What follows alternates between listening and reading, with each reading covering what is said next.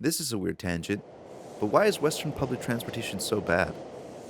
If you live in the United States or Canada and commute to work, school, or anywhere else, you probably know painfully well what I mean when I say that it's not fun at all. In Toronto, despite it being compared by Vox as a much better transportation system than equivalent US metropolitan cities, it's still a coin flip whether or not their subway system will go down due to maintenance or emergency situations on a given day. So, how bad are things really? Well, according to an article by Vox, Americans are spending more and more money on public transportation and taxes, and yet are receiving longer wait times, fewer service hours, and just an overall worse experience than equivalently wealthy European and Asian countries. For those on vacation visiting other countries, the difference is pretty much night and day. Countries like Japan, the UK, Singapore, or Germany seem to be light years ahead of us. Logically speaking, it doesn't seem like an easy problem to fix. The amount of funding, planning, and construction time required to update even small portions of a city's public transportation system is immense. A lack of long-term planning exacerbates the situation, making temporary stopgap solutions exponentially more expensive to improve and build upon in the future as cities continue to grow and develop.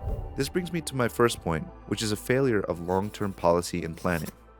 This is what led to the so-called suburban sprawl that you see in the West today that is memed so often. Just let me build one more lane. I swear, I swear, I swear, I swear, we're gonna fix traffic. Just one more lane and just make it bigger. Just make it bigger, we're gonna fix traffic. While European and Asian countries continue to invest in their public transportation alongside urbanization to preserve existing infrastructure, America ditched the idea of public transport and was left in the dust by the rate of progressive urban sprawl.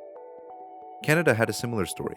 However, they invested in bus lines and streetcars alongside urban sprawl in Toronto, for example, so the effects of poor planning are still seen, but to a lesser degree. Again, using the example of Toronto, let's take a look of the number of bus and streetcar lines throughout the city. Now let's take a look at the subway lines. The yellow line that you see here is called Line 1, and it runs north to south within the city. This line runs in one straight line with no redundancies, meaning each train depends on the train in front of it to keep moving commuters to their destinations on time. In the second quarter of 2023, data revealed that TTC had a ridership of 2,272,200 rides per weekday, which is a lot of people depending on this one line. So if there's any breakdown in any of the trains, then it impacts everyone. So you can see the clear distinction in serviceable bus and streetcar routes as opposed to the subway routes. The story is actually worse for American cities like San Diego, San Antonio, Dallas, and others. I mean, look at this map of Denver's transit lines. It sprawls out to the different areas of Denver, however, it's incomplete. Funding for public transport in the US comes from several sources, like sales taxes, general revenues, development fees, and additional funds from the federal government. The majority of funding comes from the government. However, about 3/4 of that contribution is actually from states and localities, with the federal government making up the rest. A similar story is true for Canada and provincial funding. Culturally and historically speaking, state, provincial, and even federal government level planning can be relatively short-term in the face of competing partisan priorities. I mean, take a look at governor and even presidential term limits. It's pretty often the case that at the end of a relatively short presidential term that the succeeding president uproots and replaces systems put in place by the previous president. That is to say, if the previous president had been successful in the first place in implementing change rather than getting blocked by each other in the parliament. But that's another story for another day.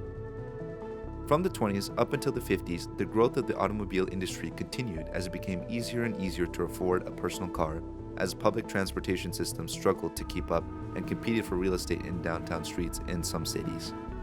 This leads us to the era of superhighways in the US, which was in large part catalyzed by something called the Interstate Highway Act. The Interstate Highway Act, officially known as the Federal Aid Highway Act of 1956, was a significant piece of legislation that had a profound impact on the development of the highway system in the United States. It was signed into law by President Dwight D. Eisenhower and aimed to create a nationwide network of high-speed and limited-access highways. The primary goal of the Interstate Highway Act was to improve transportation infrastructure and facilitate economic growth and national defense. It was influenced by President Eisenhower's experience during World War II, where he witnessed the efficiency of Germany's Autobahn system.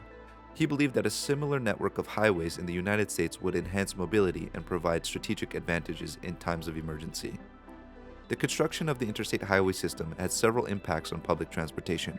As more people began to own cars and use highways for travel, the demand for public transportation decreased. This led to a decline in investment and maintenance of existing public transportation systems. Additionally, the focus on highways and automobile travel shifted urban planning towards accommodating cars rather than public transit. While the interstate highway system provided numerous benefits, such as improved mobility and economic growth, it also contributed to the decline of public transportation in the United States. The prioritization of highways over public transit systems resulted in a lack of investment and expansion in public transportation, leading to the challenges that we face today. It's important to note that the Interstate Highway Act was not the sole cause of the decline in public transportation, but it played a significant role in shaping transportation infrastructure and travel patterns in the United States. A similar focus, as mentioned earlier, of Germany with the Autobahn, for example, didn't result in such a decline of the country's public transportation. Part of the reason that is that the geography of Germany and the US is not exactly apples to apples, which brings me to my third point, and that's the impact of geography on Western public transportation. Using the United States again as a primary example here, I want to address the elephant in the room, which is the 50 different states that are spread out across the nation that all have differing political viewpoints and priorities. Even Canada has 13 different provinces, each with their own premier and stances on certain issues. The more segmented a country is with a democratized apparatus for decision making, the harder it is to get everyone on board, such as was the case in some of the previous examples that I raised earlier. The feats of public transportation in Japan are no doubt impressive, but when you put it into context that Japan is about the same size of California, I think you get my point. When you're considering growing a public transportation infrastructure, an important metric to keep in mind is population density. This is what determines how many people will generally be able to make use of any train stations, bus stops, and other public transit landmarks.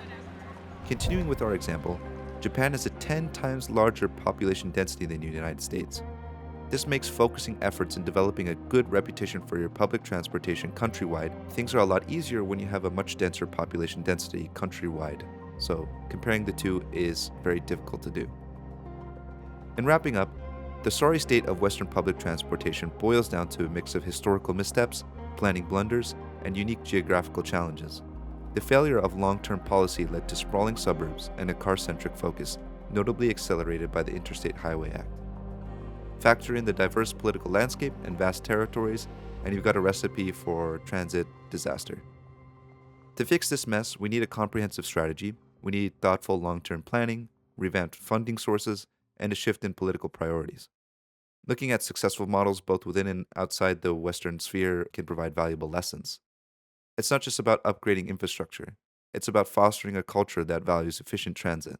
Acknowledging these changes and actively pursuing innovative long-term solutions is key to turning away the narrative that Western public transportation is dismal and transferring it to something that is much more progressive. In terms of what you can do to make a difference, even small things such as choosing to support a growing infrastructure by choosing to take the subway to work, or by sharing your opinions on available forums such as complaints and suggestion pages on your local transit system, can make a difference. Sometimes the impact we have can seem insignificant, but the choices that we make today could impact and benefit many generations to come, and I think that's something worth fighting for. Anyways, this has been a weird tangent. Thank you guys so much for listening, and take care.